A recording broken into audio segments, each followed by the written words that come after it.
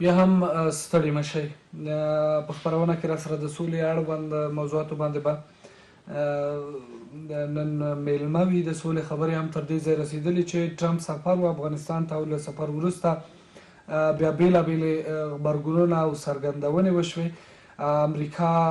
ویلي دي چې له طالبانو سره به له خبرو وروسته وربند کوي، ورسره افغان حکومت هم وربند ته اولویت ورکړی دی. له دې ورهاخوا بیا طالبانو ویلي دي چې کله امریکا سره توافقنامه وشي نو 6 ورځې وروسته به وربند کېږي. شنونکي بیا وایي چې شاید دغه یو غولونکی خبر وي او هغه څه چې ویل کېږي عملي نشي. امریکایي یو سناتور ویلی دی چې په وړو ژمنو باندې د طالبانو امریکا لوی فرصت بیرته طالبانو ته په لاس نه ورکوي، لوی امتیاز دی نه ورکوي، او هغه څه چې افغان حکومت غواړي ودې شي. ځینو پټو سرچینو هم ځینو ورځپاڼو ته ویلي دي چې په جرمني کې به هم بین الافغاني ناسته ترسره کیږي، ځکه امریکایان جمع اروپایان د بیجینګ د ناستې مخالف وو. له همدې امله چې افغان حکومت هم نه غوښتل دغه ناسته دې وشي، نو په درېګوني توافق سره دغه ناسته لغوه شوې او ډېر ژر به وایي په جرمني کې بین الافغاني ناسته ترسره شي. پاکستان هم د افغان سولې بهیر ته خوشبینه دی. ویلي دي چې بیا ځلې مذاکراتو پیلېدل به د افغانستان سولې لپاره ښه زیری وي. مظلومیار صاحب را سره په خپرونه کې دی، د چارو شنونکي او فعال ځوان دی. لار څه وړاندې مظلومیار صاحب، تاسو ستړي مه شئ، په خیر راغلی. کور مو ودان ژوندي اوسئ. لومړی سلام تاسو ته، بیا د ژوندون تلویزیون لیدونکو او کارکوونکو ته، په ځانګړې توګه هغه ځواکونو ته چې زموږ او ستاسو سرحدات سره خوشحاله اوسئ. ډېره مننه. اول به دغه د بیجینګ د ناستې لغوه کولو په اړه باندې پوښتنه ولرو چې بیجینګ ناسته ټاکل شوې وه چې په نږدې وختونو کې ترسره شي، خو له دې امله چې دلته د ځینو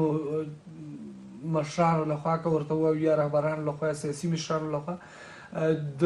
نه ګډون خبرې هم ترسره شوې. ویل چې حکومت نه غواړي چې دوی په دغه ناسته کې ګډون وکړي، نو له همدې امله دوی خوښ نه دي چې دې ناستې ته ورشي. او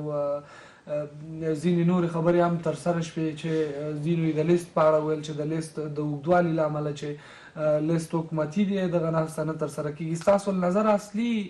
عامل، اوس ورځپاڼو هم ځینې خبرونه پرې خپاره کړي وو چې ګواکې دغه ناسته د اروپایانو، امریکایانو او افغان حکومت په درېګوني توافق سره لغوه شوې ده. دغه ناسته لغوه کېدل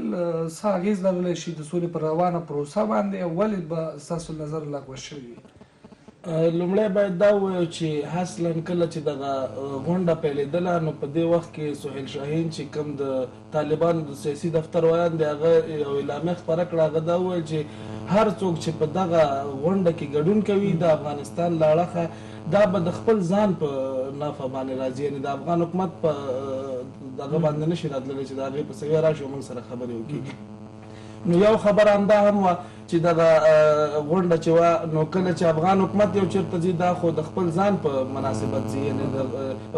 غونډه افغانستان په مناسبت ځي، د ځان په مناسبت خو دا نشي تللی او نه د ځان نه دفاع په خاطر تللی شي. دا د غونډو افغانانو چې دی دا یو چارواکی دی، ولته ځي ولته په هغې ځای کې چې دی د افغانستان په سطحه باندې خبرې کوي. نو کله چې دا خبره وشوه یو دا هم و چې دا غونډه ورته چې دی لغوه شوله. بله دا وه چې کله امریکا هم د دې مخالف او خپل افغانستان چې کله طالبانو دغه څرګندونې واورېدې د سره مخالفت څرګندوي. ځینو مشران او سیاسون چې وو هغه غوښتل چې د ځان په نفع، چون د حکومت نه به بیرون دي، غوښتل چې حکومت ته ځان دخیل کړي او یو قسمه مورال واخلي ځان دپاره، په دې خاطر یې ګډون کوو.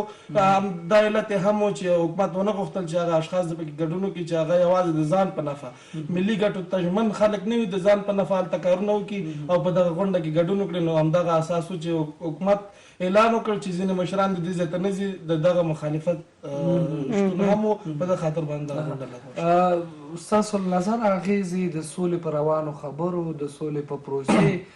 چې 9 پړاو خبرې هم ترسره شوې، بیا ودرېدې، اوس بیا پیلېږي او ټاکل شوي چې په هماغه پخواني توافقنامې به لاسلیک کېږي او ډېر ژر به اوربند ته ځو، اوربند به کېږي، بیا به امریکا هم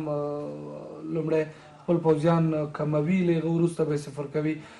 اغېز به د سولې په روانې پروسې باندې په دغه وخت کې څه وي؟ زما په نظر د بیجینګ غونډه یا شوې یا نه ده شوې د سولې په پروسه هیڅ تاثیر نشي لرلی.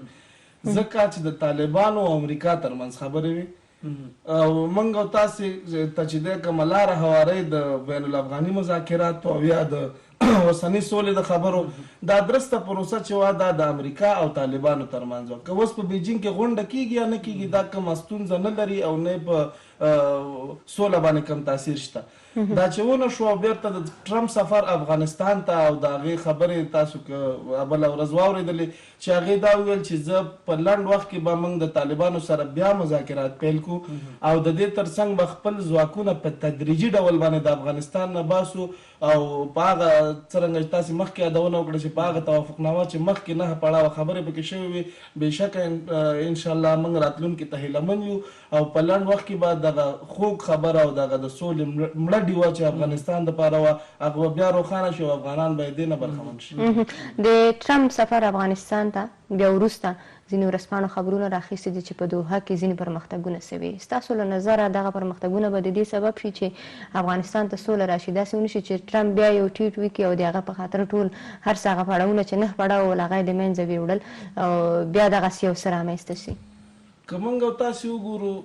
ټرمپ دا ذهنیت ورکړه طالبانو ته چې زموږ سوله به کېږي مګر زموږ په شتون کې ځکه د طالبانو یو شرط دا دی چې امریکایان باید ووځي ولې ټرمپ هغه شرط ته په اشارې که تاسو فکر وکړئ په خپلو خبرو کې ویل چې موږ به خپل ځواکونه کموو نو که په دوحه کې پرمختګ کېږي هم په همدې اساس به شوی یا چې یاره موږ دغه ځواکونه کموو زموږ په شتون کې به سوله راځي اوس د ټرمپ سفر افغانستان ته دا یو ښه خبر دی او یو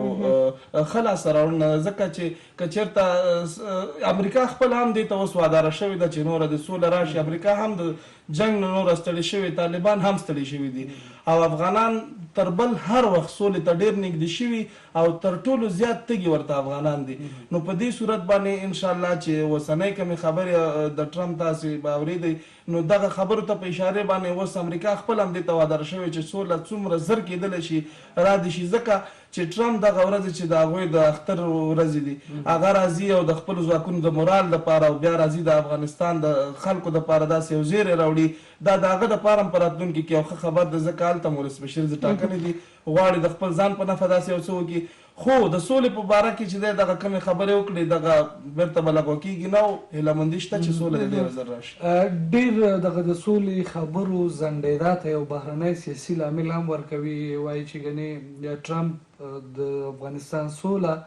د امریکا انتخاباتو پورې ځنډولې وه تر هغې چې دغه د انتخاباتو وخت را نږدې کېږي که په افغانستان کې سوله راځي نو دا به د ټرمپ لپاره یوه لویه لاسته راوړنه وي او بدون له دې چې په خپل کمپاین باندې ډېر زیات مصارف وکړي نو وایي یو ښه خبر د ده په کمپاینونو کې دا هم جوړېدلی شي چې ګواکې افغانستان ته سوله راوستې او افغانستان یو داسې هېواد چې له اوږدې جګړې څخه رنځېده اوس دا د سوله ییز شو او هغلته خلک سره جوړه شو دی کولی شي امریکا ته هم ډېر څه ترلاسه کړي ستاسو له نظره چې دغه د سولې خبرې رښتیا هم د امریکا انتخاباتو پورې درېدلې وي که نه تر شا کوم بل عامل هم موجود و ځینې اختلافات هم موجود وو لکه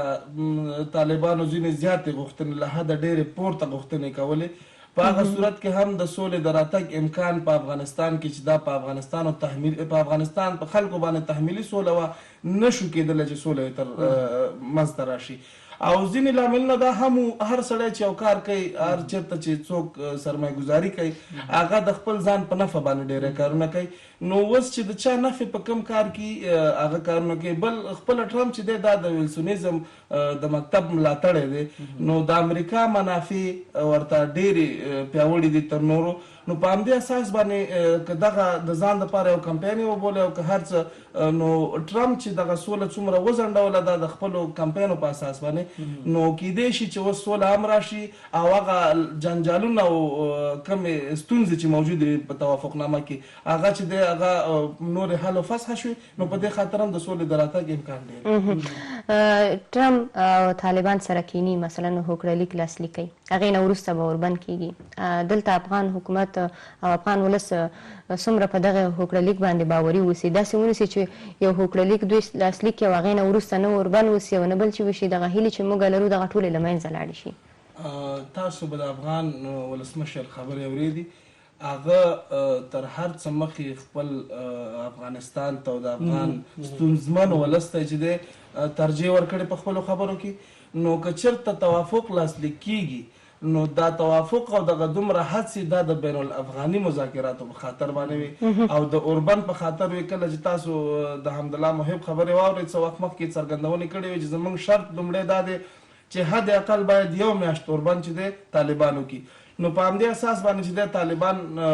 دې ته مجبوره شول چې اوربند وکړي او توافقنامې ته او بین الافغاني مذاکرات ته کښېني. د امریکا هڅې به همدا دي چې دغه موږ دپاره صرف او صرف لاره هواره کړي د بین الافغاني مذاکراتو دپاره. د طالبانو ترمنځ چې دا هوکړه کېږي یو شرط پکې دا دی چې بین الافغاني مذاکرات او اوربند. نو کله چې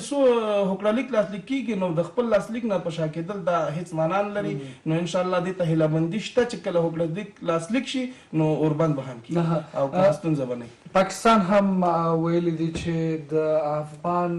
سولې بهیر د بیا پیلېدا لپاره خوشبینه دي او دوی به هم ورسره پوره همکاري وکړي. د پاکستان رول په اوس وختونو کې چې دا د ټرمپ په لومړي ځل افغانستان ته هم راغی او دلته که ارګ و او که باګرام و خو له افغان ولسمشر سره یې د افغانستان په خاوره کې وکتل. تر ټولو ویاړمنه خبره ده. ستاسو له نظره دا ځل به د پاکستان رول د افغانستان د سولې په بهیر کې څنګه بیا به هم هغوی همغه خپلو منافعو په خاطر باندې کار کوي لکه چې تر ډېره پورې معلومه شوه د په کرښه باندې د سیمې خاردار تعاول ورسره ځي نور لاسته راوړنې هم پکې پاکستان ولرلې. د افغانستان له دغه 40 کلنې بدمرغه جګړې څخه پاکستان هم ډېره زیاته لاسته راوړنه ولرله. تر دې ورهاخوا به پاکستان نورې کومې موخې وي چې د افغان سولې په بهیر کې به یې ترلاسه کړي او یا دا ځل به رول رښتیا هم رښتینی وي. لومړی به دا ووایو چې د ټرمپ راتګ افغانستان ته دا که په باګرام کې وکتل شول که په هر کې درسته د افغانستان خاوره ده او یوازې دا مهمه وه چې لیدنه وشي. لیدنه وشوه پاتې راغله دا خبره چې د پاکستان رول. پاکستان چې دی د افغانستان په دې 40 کلنه کرغېړنه جګړه کې په مستقیمه توګه باندې دی دخیل دی او هغه د خپل فوز تر ټولو غټ هغه چې تمویلېږي هغه د افغانستان د جګړې نه لاسته راوړي. نو په دغه وخت کې پاکستان د موږ ته چې دی مثبت رول لوبولی شي چې د امریکا د خپل نفوذ نه په استفادې په پاکستان فشار راوړي او پاکستان کم نفوذ چې په طالبانو لري د هغې نفوذ نه په استفادې باندې په طالبانو فشار راوړي تر څو د سولې دپاره په لاره کې کم خنډ او ځنډ چې دی هغه د منځه لاړ شي. نو په دغه صورت کې چې دی موږ ته پاکستان مثبت رول لوبولی شي او دا که د خپلو منافعو په خاطر وي نو دا به هیڅکله موږ دپاره ښه نه وي او پاکستان هیڅکله نه غواړي چې افغانستان د په سوله کې ژوند وکړي او سوله ییز حالت ته دې ورسېږي. ځکه دغه 40 کلنه جګړه چې ده دا خپله پاکستان روانه کړې ده. پاکستان نه غواړي چې افغان ولس ته چې دی د خیر شپې سبا کړي. همیشه په موږ باندې جنګونه تحمیل کړي دي او لا تحمیلوي. حتی زموږ په افغانستان کې چې هغه وسلوال ځواکونه چې جنګیږي په افغانستان کې دوی هلته ورته چې دی د روغتیایي خدمات یې ورته وړاندې کړي دي کورنۍ ورته ساتي. حتی داسې شواهد شته دی چې هغه کسان چې په افغانستان کې جګړه کوي هلته په پوځي کیمپونو کې د هغوی دپاره کورونه ورکړي دي. نو کله چې داسې کسانو ته هغه کورونه ورکوي ځایونه ورکوي په هغې سرمایه ګزاري کوي په هیڅ صورت کې چې دی د هغې دا خبره چې یاره موږ ورته خوشبینه یو خوشبینه کېدی شي په یو صورت کې چې دغه خپلې منافع لاسته راوړي او هغه څه لکه تاسو چې مخکې یادونه وکړه د سیمې خاردار غځول دي ځینې نور هغه کارونه لکه یو څه وخت مخکې دا وړاندیز کړی چې زموږ د ملي امنیت سره به تاسې د خپل ملي امنیت ځینې پټ رازونه شریکوئ دا په هیڅ صورت نه کېږي او پاکستان چې دی هغه هیڅکله د افغان سولې ته ژمن نه دی. په هغه صورت کې چې امریکا په پاکستان باندې فشار راوړي او هغه د هغې فشارونو په نتیجه کې چې پاکستان راځي په طالبانو فشار راوړي سولې ته خبرو ته اماده. راځو دې ته وروستۍ پوښتنه به دا وي چې اوس چې دغه خبرې روانې دي مثلا ټرمپ د طالبانو سره هم ګوري او دلته راغی افغانستان ته دلته هم افغان ولسمشر سره وکتل دلته پاکستان هم دخیل سو ستاسو د خبرو پر اساس چې که پاکستان غواړي افغانستان ته سوله راترېسي ځکه هغوی پکې ډېر دخیل دی تقریبا 40 کاله کېږي چې دخیل دی. اوس ټرمپ ته چې کله د طالبانو سره خبرې کوي څومره اړینه ده چې دی هم د پاکستان سره خبرې وکړي هغوی باندې فشار واچوي تر څو دغه سوله یو مثبته نتیجه ولري د سولې خبرې. په پاکستان باندې یوازینۍ خبره لکه څنګه چې په هغه کمې مرستې چې هغوی فوزونو سره کېدي هغه پې وځنډول شوي او ځینې اقتصادي فشارونه پې وضع شي په هغه صورت کې کېدلی شي چې لکه اوس پاکستان که تاسې وګورئ په ډېر یو بد حالت کې دی حتی د سبزۍ نه نیولې تر نورو قیمتیانو پسې لا پورته پیسه یې چې دی ورځ تر بلې کمزوري کېږي همدغه فشارونه دي چې پاکستان نوره بله لار نه لري او مجبور او مکلف دی چې هغه د افغان سولې دپاره هڅې وکړي نو دغه فشارونه باید تر دې نور هم ډېر شي او ترڅو په طالبانو باندې پاکستان فشار راولي او بین الافغاني مذاکرات ته آماده کړي. وروستۍ پوښتنه به دا کړو ځکه وخت هم راسره ډېر لنډ او تنګ دی کم وخت پاتې دی که څه هم سهار وروستۍ کړې وه خو فکر کومه چې تقریبا یوه نیمه دقیقه لرل له ځانه سره یو امریکایي سناتور ویلي چې امریکا د وړو خبرو په بدل کې طالبانو ته لوی امتیازات نه ورکوي. ستاسو له نظره دغه لوی امتیازات چې امریکا یې طالبانو ته ورکوي کوم دي؟ امریکا چې طالبان ته لوی امتیازات ورکوي د هغوی د بندیانو خوشي کول دي او هغوی چې کوم تور لیست کې شامل دي هغه د تور لیست د هغوی ویستل دي. ځینې نور امتیازات چې د افغان اوسني نظام سره د هغوی شراکت د ځینې برخې ورته ورکول او یا نور هغه کارونه چې د طالبانو په نفع وي دغه امتیازات چې باید ورکړل شي ځکه چې افغانان سولې ته تربر هر وخت تږي دي که چېرته یو چاته یو څه امتیاز ورنه کړي هغه په هیڅ صورت کې نه دی آماده چې تا سره خبرو ته کښېني یا تا سره هغه غټه جګړه چې د هغې هم پکې منافع دي هغه چې دی د لاسه ورکړي په هیڅ صورت یې نه ورکوي نو همدغه ده چې باید دغه امتیازاتو نه ورته موږ تېر شو. موږ وایو چې امریکا جمع افغان حکومت او طالبان دي درست دي د خپلو لوړو امتیازاتو نه تېر شي او را دي چې دغه دردېدلي ولس په حال دې ورحمي دغه دردېدلي ولس ته یې دغه د سولې مړه ډیوه بله کړي او د خپلو لوړو امتیازاتو نه یې تېر شي. خوشحاله اوسئ. ډېره مننه مظلوم صاحب ستاسو له تګ څخه نو وخت را سره بیخي لنډ او تنګ دی د نن ورځې ژوندون سهار همدومره و تر هغې چې بیا ستاسو درانه حضور ته راګرځو په لحاظه له رب مو سپارو هر چیرې چې یاستئ ښه د بد بریالي او کامیاب اوسئ د الله په